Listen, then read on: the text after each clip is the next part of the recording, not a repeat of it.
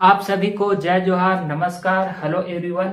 आज हम बात करने वाले हैं इंदिरा गांधी कृषि विश्वविद्यालय जो पीएटी यूजी काउंसलिंग के कुछ महत्वपूर्ण इंफॉर्मेशन पॉइंट्स के बारे में। कंप्लीट जो शेड्यूल है इसके बारे में डिस्कस करेंगे, सीट और फीस डिटेल्स के बारे में बात करेंगे और SFS सेल्फ फाइनेंस सीट्स के बारे में हम बात करेंगे कि ये क्या है और इसका कितना सीट है और कुछ इंपॉर्टेंट टिप्स लास्ट में मैं दूंगा। तो चलिए एक एक करके देखते हैं कि शेड्यूल क्या है। तो शेड्यूल क्या है आप देख सकते हैं सामने स्क्रीन पे कि सबसे पहले आप लोग का फॉर्म भरा जाएगा 9 से 15 अगस्त तक। उसके बाद ट्रांजैक्शन फॉल्ट वगैरह कुछ रहेगा तो उसको ठीक करने के लिए 16 अगस्त तक का टाइम दिया गया है। उसके बाद आप लोग के मेरिट के बेस पे है ना, आप लोग को मेरिट 1 रैंक से जितना भी रैंकर रहेंगे उसके बेस पे आप लोग को कॉलेज अलॉट होगा, महाविद्यालय आवंटित होगा। उसके बाद आप लोग का 17 अगस्त को क्या हो जाएगा, आप लोग का कॉलेज का पता चल जाएगा कि आप लोग को कौन कौन सा कॉलेज आप लोग के लिए ओपन है और जो टॉप का कॉलेज होगा वो कॉलेज आप ले सकते हैं। उसके बाद दस्तावेज आप लोग का डीवीसी बोलते हैं, इसको डॉक्यूमेंट्स वेरिफिकेशन बोलते हैं। तो 20 से 23 अगस्त तक आपके रैंक के बेस पे 9 बजे से लेके 5:30 बजे तक आप लोग का दस्तावेज वेरिफिकेशन होगा, डॉक्यूमेंट्स वेरिफिकेशन होगा। उसके बाद आप लोग को फीस पेमेंट करना है 20 से 24 के बीच। डॉक्यूमेंट्स वेरिफिकेशन हो गया, उसके बाद आप जब चाहे तब आप फीस पेमेंट करके आप सीट को सुरक्षित कर सकते हैं। ठीक है। उसके बाद आपका स्पोर्ट और कन्वर्जन काउंसलिंग के लिए यदि आप चाहते हैं, आपका सीट सुरक्षित नहीं हुआ है तो आप लोग ऑनलाइन आवेदन करना चाहते हैं तो 20 से 25 तारीख का डेट दिया गया है। उसके बाद क्या होगा, आप लोग का सीट आवंटन एवं रिक्त रह गई जो सीट की जानकारी जो IGKB की ऑफिशियल जो वेबसाइट है, ठीक है ना, उस पे आप लोग को बता दिया जाएगा 27 अगस्त को। उसके बाद महत्वपूर्ण स्टेप आती है यहाँ पे कि जितने लोगों को, यहाँ तक तो बहुतों को जो टॉप रैंकर होंगे उन लोग को कॉलेज मिल जाएगा और जो टॉप रैंकर नहीं होंगे उन लोग को टॉप कॉलेज नहीं मिलेगा। या हो सकता है कुछ फॉल्ट आया हो, आप लोग का जो फीस पेमेंट सही से ना हुआ हो, या फिर आप लोग का वेरिफिकेशन डॉक्यूमेंट्स वेरिफिकेशन में हो सकता है कोई कृषक सीट लेना चाहता था बट वो दस्तावेज प्रस्तुत नहीं किया। इस कंडीशन में अब यहाँ पे आता है स्पॉट और कन्वर्जन काउंसलिंग। तो इसका भी जो सूची है वो 27 अगस्त 2024 को अपलोड हो जाएगा। उसके बाद प्रोविजनल सीट एवं महाविद्यालय आवंटन, ठीक है ना, आप लोग को यहां पर सीट मिल जाएगा 28 से 30 अगस्त के बीच में। ठीक है। स्पॉट काउंसलिंग होगा और कन्वर्जन के लिए अभ्यर्थी की सूची 27 तारीख को अपलोड हो जाएगी वेबसाइट पे। उसके बाद आप लोग इसके बेस पे आप देख सकते हैं कि कौन कौन सा कॉलेज मिल सकता है। वो कॉलेज का आवंटन 28 से 30 अगस्त के बीच हो जाएगा। उसके बाद फिर ऑनलाइन फीस जमा वगैरह करा सकते हो 28 से 30 के बीच में। तो इसका पूरा ये शेड्यूल है।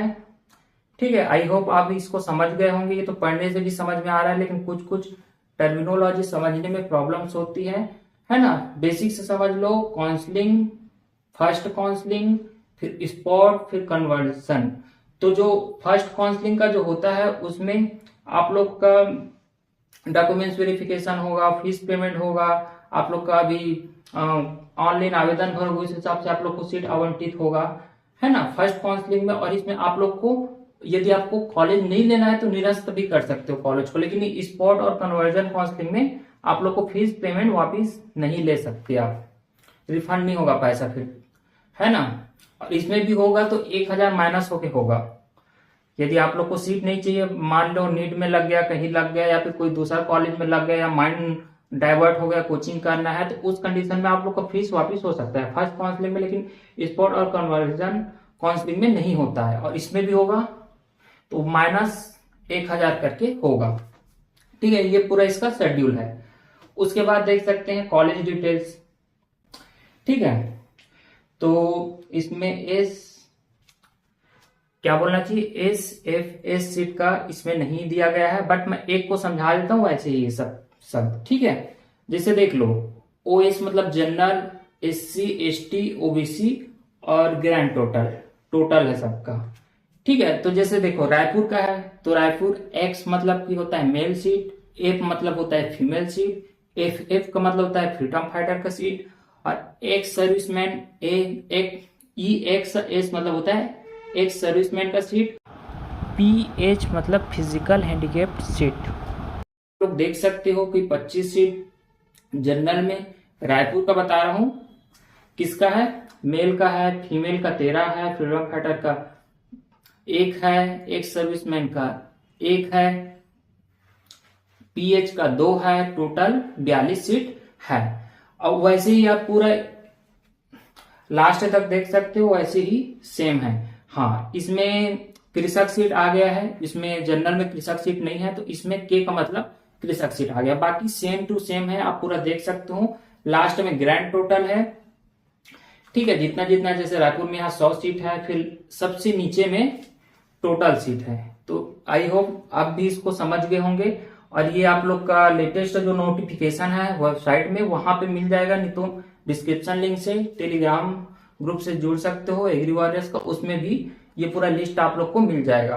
तो उसको देख के अपना कॉलेज प्रेफरेंस भरना है, कौन सा कॉलेज मिल सकता है सामान्य से कैलकुलेशन कर लो, उसके बेस पे सब वैसे टॉप के कॉलेज को तो भरते ही हैं, तो उस बेस पे आप भर सकते हो।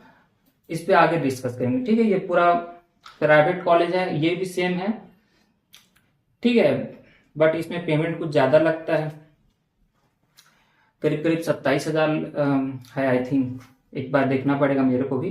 करीब 25, 27, 30 तक रहता है, वो कॉलेज के ऊपर भी डिपेंड करता है, वो कितना कितना एक्स्ट्रा फीस भी लेता है कॉलेज वाले लोग। मैनेजमेंट सीट अलग होता है, तो उस बेस पे होता है।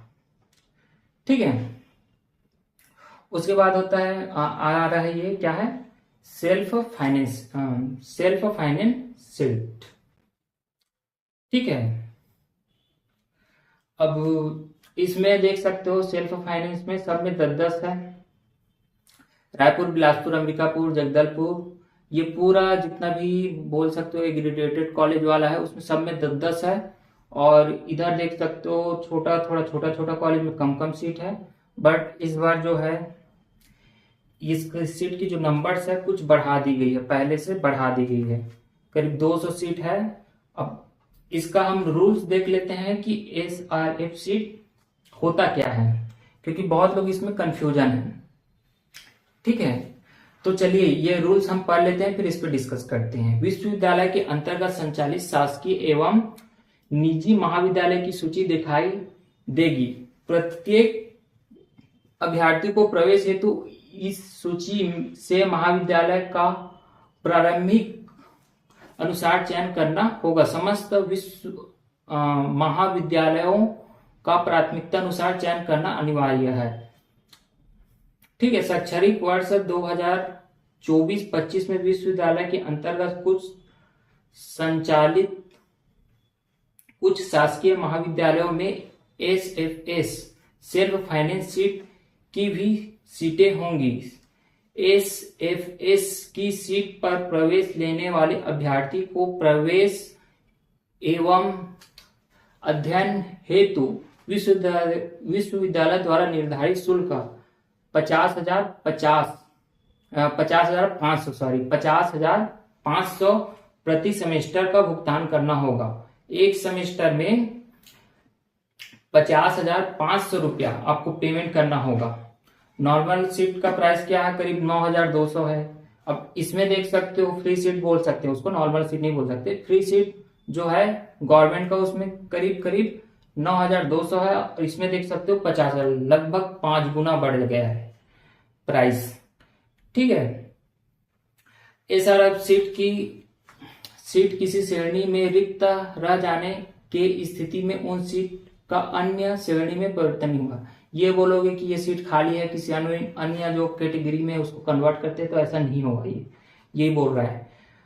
अभ्यर्थी ध्यान रखे, महाविद्यालय चयन हेतु उन्हें सर्वप्रथम इस बात का चयन करना होगा कि वह विश्वविद्यालय के अंतर्गत संचालित शासकीय एवं निजी महाविद्यालय की केवल फ्री सीट पर प्रवेश ले सकता है, या शासकीय एवं निजी महाविद्यालयों की फ्री सीट के साथ साथ शासकीय महाविद्यालय की एसएफएस सीट पर प्रवेश भी लेना आवश्यक है। अभ्यर्थी द्वारा अंतिम रूप से चयन किए गए इस ऑप्शन का काउंसलिंग प्रक्रिया के दौरान किसी भी प्रकार का परिवर्तन नहीं किया जाएगा। मतलब इसमें बोला जाएगा कि 10 सीट है हट कर दे, ऐसा कुछ परिवर्तन नहीं होगा। जैसा है जो है तो रहेगा। सिंपल से भी समझ लीजिए, आपके पास पैसा है, आपके पिताजी सक्षम है, तो एसएफएस सीट आप ले सकते हैं। ये भी मेरिट के आधार पे आएगा। बोलोगे मेरा 25,000 20,000 रैंक है और मेरे को रायपुर कॉलेज में चाहिए, नहीं मिलेगा।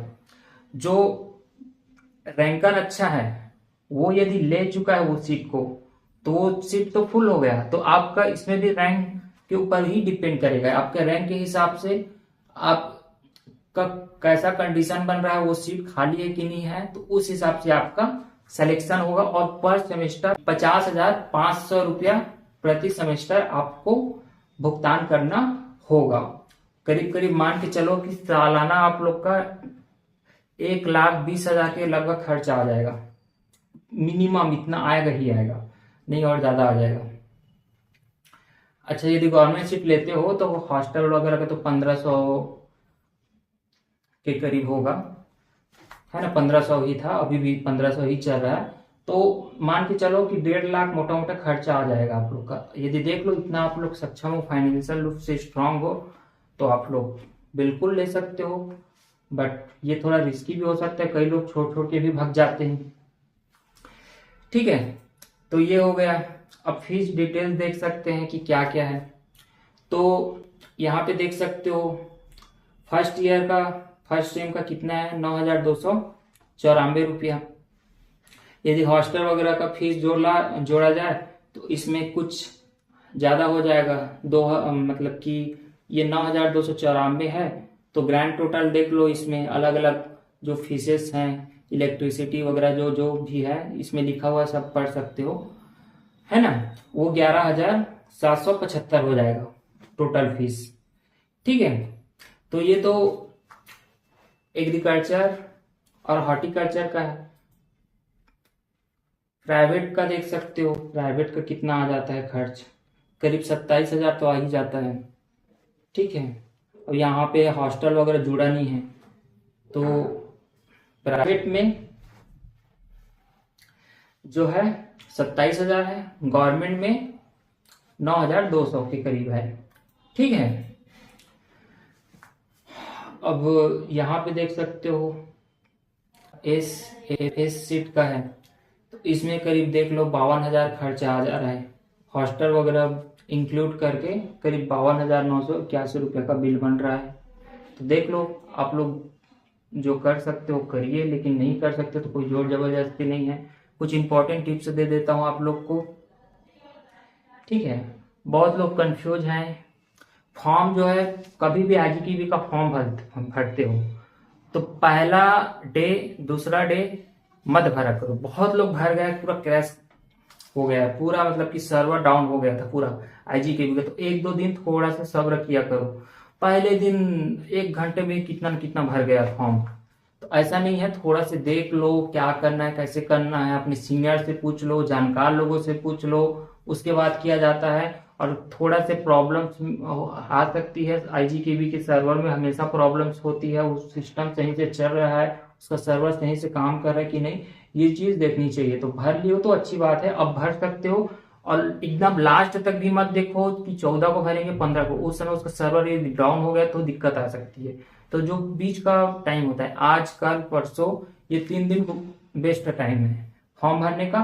तो अभी नहीं भरे हो तो भर लीजिए, है ना। ऑपरेटर है, कंप्यूटर ऑपरेटर पूरा बता देगा इस पे, और यूट्यूब में और वीडियो है, आप उसको देख सकते हो, उसका हेल्प ले सकते हो और अपना फॉर्म भर सकते हो। ये 3 दिन बहुत अच्छा टाइम है, इसी 3 दिन में भर लो, लास्ट तक नहीं देखना है। और एकदम लिंक ओपन होते ही, ठीक है ना, पोर्टल में लिंक ओपन होते ही नहीं टूट पड़ना है। ये भी चीज का ध्यान रखना, अगली बार जब आप सेमेस्टर वगैरह का फीस भरोगे तो इस चीज का हमेशा ध्यान रखना। कॉलेज प्रेफरेंस, तो कॉलेज प्रेफरेंस में हम बोल सकते हैं कि टॉप का कॉलेज है, आईसीआर एग्रीगेटेड कॉलेज है, उसको पहले भरो, फिर उसके बाद अपने नियर बाई वाला जो भी कॉलेज है उसको भरते हैं। जनरली ऐसा ही होता है। बहुत लोग ऐसे भी भरते हैं, ऐसा नहीं कि अमरीकापुर तीसरा नंबर का कॉलेज है तो उसी को भरे। ऐसा करते हैं, पहले रायपुर भरते हैं, बिलासपुर भरते हैं। अब जैसे मैं सारंगढ़ का हूँ तो मैं रायगढ़ भर लूंगा, मैं अपने पास का आईसीआर रिलेटेड कॉलेज पढ़ूंगा। अब मेरे को अम्बिकापुर मतलब वहां से 700-800 किलोमीटर दूर पड़ रहा है, तो उस कंडीशन में आप अपने पास का कॉलेज भी भर सकते हो। कोई जरूरी नहीं है कि एकदम से रैंक के हिसाब से कॉलेज भरा जाए, बट बेस्ट से बेस्ट कॉलेज देखो। आसपास में यदि हो सकता है 200 किलोमीटर के रेंज पे अच्छा कॉलेज मिल रहा है तो वो कॉलेज पे चले जाओ, ठीक है। बस यार 50 किलोमीटर के दूर में थोड़ा उतना अच्छी फैसिलिटी वाली कॉलेज नहीं मिल रही, उस हिसाब से ये अपना पर्सनल चॉइस है, आप अपने हिसाब से भर सकते हो, ठीक है। दूसरा चीज ये है कि कंफ्यूज हो रहे हैं बहुत लोग कि एस सीट लें कि प्राइवेट सीट लें कि नॉन एग्रीडेटेड वाला आईसीआर और नॉन एग्रीडेटेड कॉलेज लें। तो देखो ये आपकी पर्सनल चॉइस हो सकती है। इससे पहले भी वीडियो में बता चुका हूं, यदि आपको एमएससी करनी है, पीएचडी करनी है, प्रोफेसर बननी है, रिसर्च करनी है, तो उस कंडीशन में आप लोग आईसीआर से एग्रीडेटेड कॉलेज ही लो। यदि आप लोग को छत्तीसगढ़ में रह के काम करनी है तो नॉन एग्रीडेटेड कॉलेज में भी पढ़ सकते हो, कोई दिक्कत नहीं है, ठीक है। उन लोग भी बहुत आगे बढ़ रहे हैं। अब यहाँ पे प्राइवेट लोग की एसएफएस सीट लें तो करीबन खर्चा थोड़ा बहुत उतना ही आ जाता है। तो मेरा यही सजेशन है कि प्राइवेट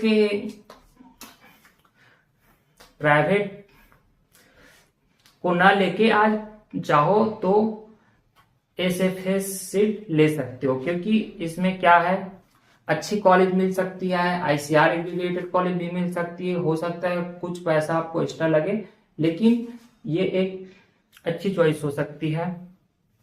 आगे आपके एमएससी के लिए या जीआरएफ करोगे, एसआरएफ करोगे तो उसमें प्रॉब्लम्स नहीं होगी, थोड़ा सा पैसा खर्च होगा, क्योंकि पनिशमेंट मान के चलो, थोड़ा सा पैसा का पनिशमेंट आपको मिलेगा, रैंक अच्छा नहीं है, बट इसमें ज्यादा सेफ रहोगे। और प्राइवेट वाले तो कोई कुछ भी नहीं है, कोई भी किसी को भी ले आते हैं पढ़ाने के लिए, उतना अच्छे से पढ़ाई नहीं हो पाता है प्राइवेट में, ना वहाँ लैब की अच्छी फैसिलिटी होती, ना अच्छी फैकल्टी होगी। तो उस कंडीशन में यदि प्राइवेट और एसएफएस का यदि आप लोग को चॉइस है तो आई थिंक मेरा यही सजेशन है कि आप एसएफएस सीट ले सकते हो, ठीक है। और आप लोग की काउंसलिंग के लिए ऑल द बेस्ट। अच्छे से काउंसलिंग में अटेंड करना, कॉलेज अच्छा मिले तो अच्छी बात है, ना मिले तो और अच्छी बात है, और अच्छा प्रयास करना, आगे जो भी गलतियां की हैं उसको सुधार करके अपना बेस्ट परफॉर्मेंस देना, ठीक है। Thank you.